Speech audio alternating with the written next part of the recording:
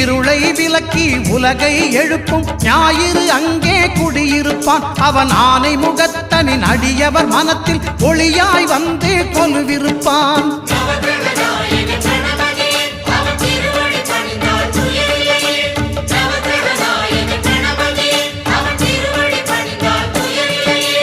ஒன்பது கோளும் ஒன்றாய் காண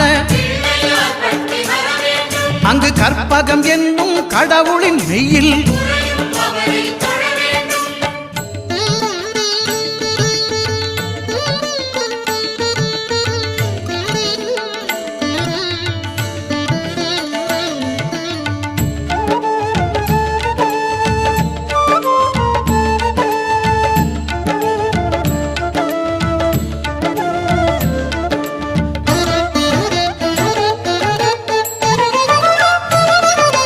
திங்கள் பகவான்